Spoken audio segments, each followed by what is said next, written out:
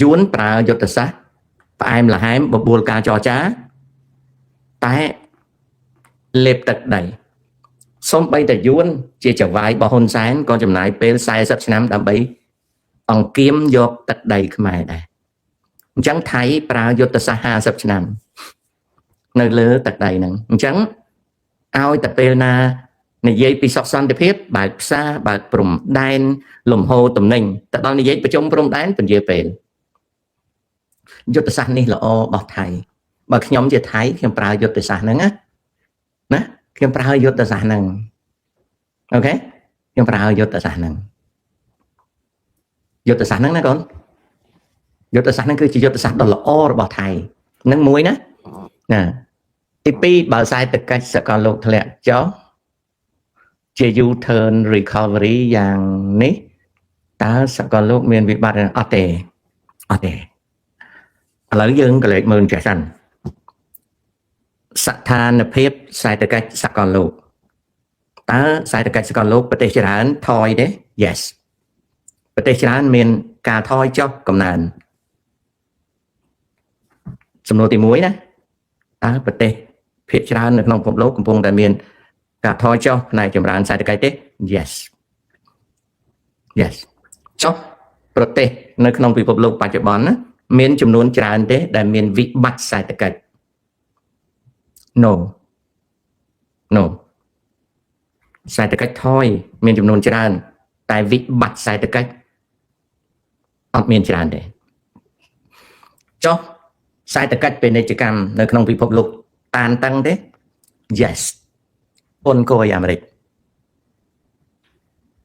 អូខេចុះសង្គ្រាមនៅយូក្រែនវាប៉ះពាល់ដល់សេដ្ឋកិច្ចពិភពលោកអឺរ៉ុបអីទេ Yes តែដោយសារវាកើត4ឆ្នាំហើយវាคล้ายទៅជាសភាពធម្មតាសម្រាប់អឺរ៉ុបនិងពិភពលោកនិងសង្គ្រាមយូក្រែនរុស្ស៊ី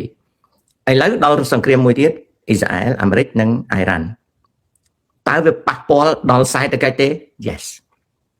ប៉ះពាល់អ្វីថាមពលឡើងថ្លៃហើយនឹងការដឹកជញ្ជូនរអាក់រអួលរួមទាំង airline អីចរាចរណ៍ស៊ីវិលតាមអាកាសអីតើការប៉ះពាល់នេះ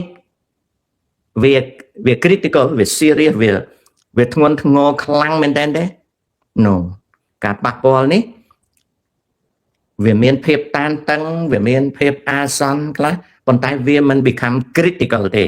មានន័យថាវាអត់ធ្ងន់រហូតដល់តេងសេដ្ឋកិច្ចឲ្យធ្លាក់ឬដួលអាលំទេ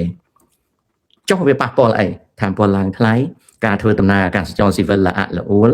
លិខិតសម្បត្តិយន្តហោះឡើងថ្លៃការប្រើគ្រឿងចក្រយានយន្តឡើងថ្លៃ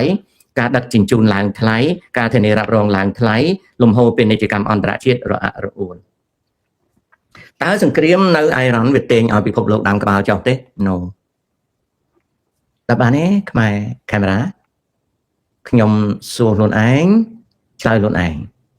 ណាអូខេអញ្ចឹងពិភពលោកមានវិបត្តិហិរញ្ញវត្ថុទេអត់ទេណាក្មួយខ្ញុំសួរមួយឲ្យក្មួយឯងដើម្បីក្មួយឯងយល់រឿងហ្នឹងណាលោកតាយល់យ៉ាងណាដែរចំពោះមនុស្សមួយចំនួនថាស្រុកខ្មែរអភិវឌ្ឍខ្លាំងក្នុងសម័យដឹកនាំដោយសម្ដេចតេជោបើនិយាយអំពីសម្បូរបែបសម្ភារៈហើយយកសម្បូរបែបសម្ភារៈថាជាសេចក្តីចម្រើនអភិវឌ្ឍអានឹង Yes បើយកសម្ភារៈសម្បូរបែបហ្នឹងមកធ្វើជាភស្តុតាងនៃការអភិវឌ្ឍចម្លើយថា Yes តែបើនិយាយអំពីអាណាធិបតេយ្យអត់សណ្ដាប់ធ្នាប់ការចែកផលសេដ្ឋកិច្ចមិនស្មើគម្លាតសង្គមហើយនឹងការពារទឹកដីនិងសន្តិសុខជាតិស្រុកខ្មែរស្រួយដូចអំបិកមកនឹងការដែលរដ្ឋាភិបាលបណ្ដោយឲ្យអក្រិតកម្មអនឡាញផលផុសពេញស្រុកខ្មែរល្អតែមើលតែមិនសូវល្អស៊ីបានសេចក្តីតែខ្មែរចេះតែសប្បាយទៅប៉ុន្តែខ្មែរអត់រីកចម្រើនខ្ពស់ទេហើយត្រនិចចង្អុលនៃការរីកចម្រើនគឺទី1សេដ្ឋកិច្ចទី2ហិរញ្ញវត្ថុក្រៅពីចូលដីឡើងថ្លៃអីម្ដងហ្នឹង វាអត់មានអីឡើយការងារធនធានមនុស្សសេចក្តីសុខដុមរមនារបស់ប្រជាជន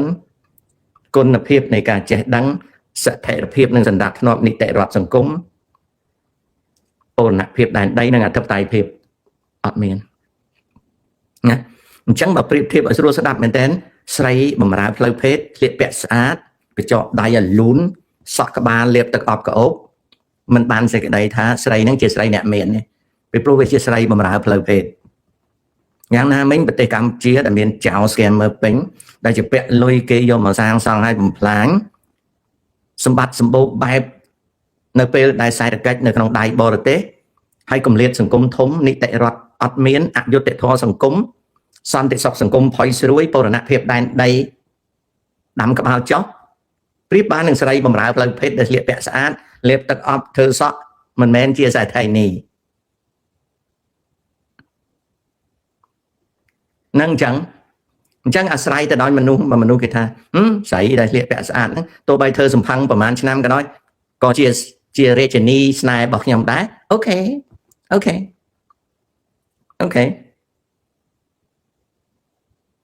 มันចំទាស់ទេពីព្រោះមនុស្សចូលចិត្តអាហ្នឹងណាចម្លើយអញ្ចឹងណាអូខេគឺអូខេណា you win តាឆ្លើយយ៉ាងច្បាស់ឲ្យចៅខ្ញុំធ្លាប់រៀនតាម website មួយដែលយើងអាចជួបមនុស្សជាច្រើនអរគុណចំពោះព័ត៌មានបាច់ប្រាប់ខ្ញុំទេកូនខ្ញុំចេះដឹងរឿងហ្នឹងអស់ហើយបាទ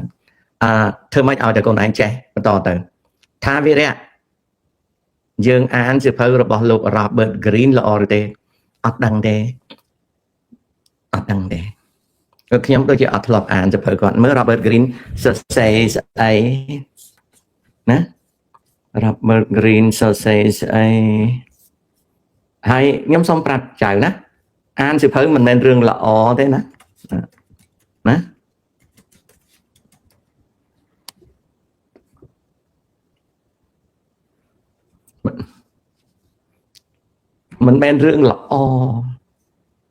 មិនមែនរឿងល្អឬរឿងមិនល្អទេ Robert Greene ជាអ្នកនិពន្ធសៀវភៅ The Law of Human Nature អូខេកើតឆ្នាំ59អាយុ66ឆ្នាំនៅរដ្ឋ California សិក្សាសាកលវិទ្យាល័យ California Berkeley University of Wisconsin